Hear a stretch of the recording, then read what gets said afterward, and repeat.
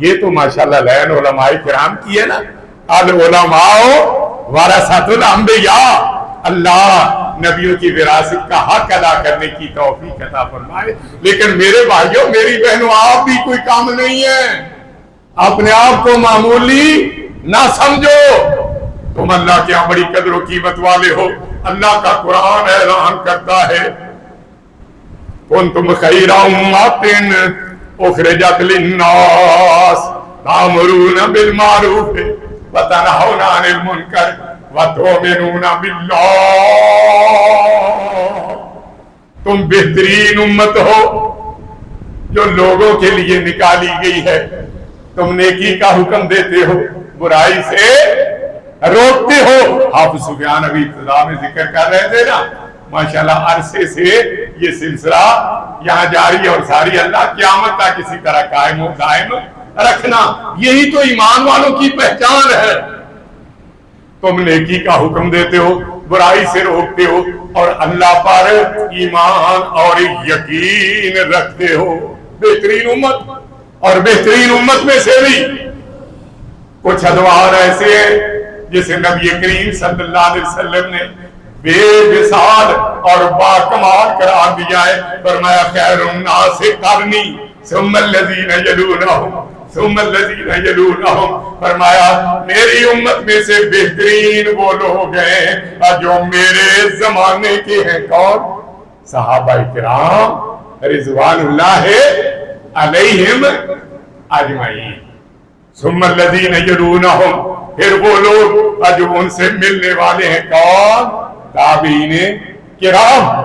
ثم الذین یلونہم، پھر وہ لوگ جو ان سے ملنے والے ہیں، تبع تابعین عظام رحمہم اللہ اجمعین، جنہیں زبان نبوت نے بہترین قرار دیا ہے۔ ان کے بارے میں بات کرنا تو دور کی بات، برا سوچنا بھی انسانیت کے منافی ہے۔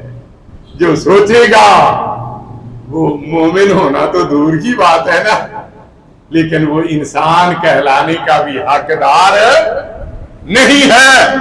اور اس امت کی شناخت اور پہچان بھی امر بالمعروف اور نہی عن المنکر۔ آج معاشرے میں بہت سارے لوگ پائے جاتے ہیں جو کہتے ہیں جی سب اپنی جگہ پہ ٹھیک ہے، جو کوئی کچھ کر رہا ہے نا اسے کرنے دو، کسی کے عقیدے کو چھیڑو نہیں اور اپنا عقیدہ چھوڑو نہیں۔ بظاہر تو بڑی بھلی بات لگتی ہے، لیکن حقیقت میں اس سے بری بات کوئی نہیں ہے۔ یہ اللہ کی تکذیب ہے، یہ کتابوں کی تکذیب ہے، یہ رسولوں کی تکذیب ہے۔ اگر یہی سلسلہ ٹھیک ہوتا تو اللہ آسمانی کتابیں نازل نہ فرماتا، اللہ نبیوں کو دنیا میں مبعوث نہ کرتا۔ کتابیں نازل ہوئی ہیں، نبی مبعوث ہوئے ہیں، تو امر بالمعروف اور نہی عن المنکر کے لیے نیکی کا حکم دینا تو اپنی جگہ، لیکن برائی سے روکنا بھی ضروری ہے۔ نبی کریم نے فرمایا من رہا منکم منکرا فلیغیرہ بالیدہ، جو تم میں سے برائی کو دیکھے اپنے ہاتھ سے روکے۔ فإن لم یستطع، ہاتھ سے روکنے کی طاقت نہیں، فبلسانہ، زبان سے روکے، زبان سے بھی روکنے کی طاقت نہیں، فبقلبہ، دل سے اسے برا سمجھے، وذالک اضعف الایمان، یہ کمزور ترین ایمان ہے، اور اس سے آگے ایمان کا کہیں نام و نشان بھی نہیں ملتا۔ اللہ تعالیٰ نے بنی اسرائیل کو فضیلت دی اس وقت کے لوگوں پر، اور محمد مصطفیٰ محمد مجتبیٰ صلی اللہ علیہ وسلم اور آپ کی امت تک ماضی حال مستقبل کے زمانوں پہ اور تمام جہانوں پہ فضیلت عطا فرمائی۔ بنی اسرائیل کو قوم فرعون کے مظالم سے نجات دلائی، تو ہمیں بھی انگریز کے تسلط سے نجات دلائی۔ انگریز کا دور تھا، تسلط تھا بر صغیر ہند و پاک میں، اللہ کا نام لینے والوں کو انڈیمان کے جزائر کالا پانیوں میں بھیجا جاتا، جو زہریلے سانپوں اور بچھوؤں کے نام سے مشہور ہیں، ان پہ زہریلے سانپ اور بچھو چھوڑے جاتے ہیں۔ انگریز کا تسلط ختم ہوا، اس خطے کے کچھ لوگوں کو آزادی ملی اور دوسروں پہ ہندوؤں کا تسلط ہوا۔ مودی موذی بن کے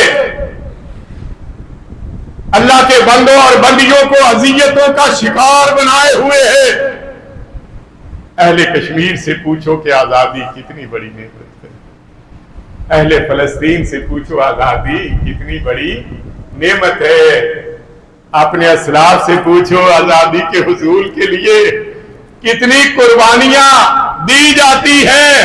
ہمارے اسلاف نے قربانیاں دی، اللہ نے ہمیں آزادی کی نعمت عطا کی، اللہ ہمیں اس نعمت کی قدر کرنے والا بنا دے، پاکستان سے محبت اور پیار کرنے والا بنا دے، پاکستان کے اداروں سے، پاکستان کی ایک ایک چیز سے، دل و جان سے محبت اور پیار کرنے کی توفیق عطا فرما۔ یہ اللہ کا احسان ہے، اللہ کی نعمت ہے جو اللہ نے ہمیں آزادی کے طور پہ عطا کی ہے، اور پھر صرف آزادی نہیں دی بلکہ ایسا خطہ دیا جہاں ایک نہیں پورے 5 دریا بہ رہے ہیں، نہری نظام ایسا عمدہ کہ دنیا میں اس کی نظیر اور مثال کہیں نہیں ملتی، زمینیں اتنی زرخیز، کہیں کھیتیاں لہرا رہی ہیں، کئی باغ پھلوں سے اٹے ہوئے نظر آ رہے ہیں، اناج ایسا عمدہ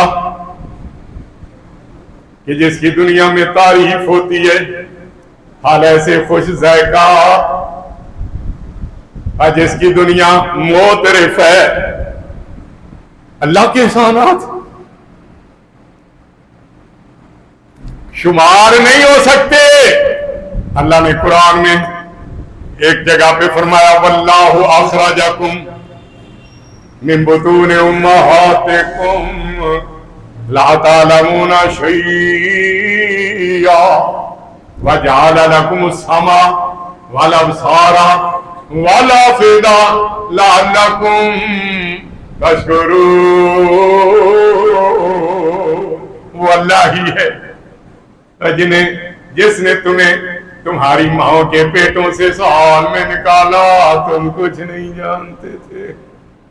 آج تو ماشاءاللہ شیخ الحدیث صاحب بیٹھے ہوئے ہیں نا، مفتی صاحب ہیں، قاری صاحب ہیں، حافظ صاحب ہیں، مولانا صاحب ہیں، فلاں صاحب ہیں، فلاں صاحب ہیں، لیکن جب آئے کوئی بھی کچھ نہیں جانتا تھا۔ بچہ جب دنیا میں آتا ہے اسے کچھ معلوم نہیں ہوتا، بھوک پیاس لگتی ہے، ایسے ہی چیختا ہے، چلاتا ہے، اپنا سارا اور جسم ہلاتا ہے، تو ماں کے دل میں شفقت اور محبت پیار کے جذبات آتے ہیں، وہ چھاتی قریب کر دیتی ہے تو بچہ بے ساختہ ماں کی چھاتی کو اپنے منہ میں لے لیتا ہے اور پھر چوسنے لگتا ہے، ایسے ایسے۔ کس نے سکھایا؟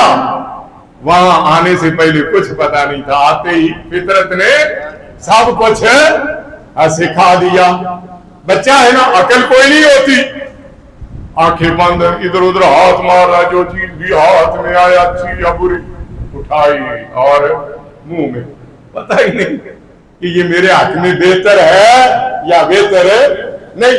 تھوڑا سا جب اور آگے ہوتا ہے نا، معمولی سی سمجھ آتی ہے، اگر ماں باپ بہن بھائیوں میں سے بھی کوئی غصے کے ساتھ دیکھے تو وہ رونے والی صورت بنا لیتا ہے، اگر پیار کے انداز میں کوئی بات کرے اس کے چہرے پہ مسکراہٹ آ جاتی ہے۔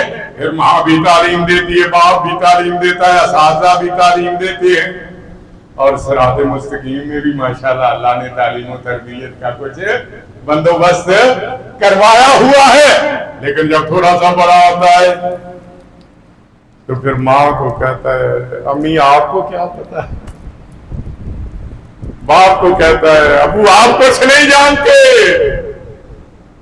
استاد کو کہتا ہے سر آپ کو بھلا کیا معلوم ہے، اب زیادہ ہوشیاری کہہ لیں یا اس کی نادانی کہہ لیں، لیکن ہوتا تو یہی ہے۔ فرمایا واللہ اخرجکم من بطون امہاتکم لا تعلمون شیئا، اللہ نے تمہیں تمہاری ماؤں کے پیٹوں سے اس حال میں نکالا اور تم کچھ نہیں جانتے تھے۔ وَجَعَلَ لَكُمُ السَّمْعَ وَالْأَبْصَارَ وَالْأَفْئِدَةَ، اللہ نے تمہیں سننے کے لیے کان دیے، دیکھنے کے لیے آنکھیں دی، سوچنے کے لیے، چاہنے کے لیے دل دیا۔ لَعَلَّكُمْ تَشْكُرُونَ، تاکہ تم اللہ کا شکر ادا کرو۔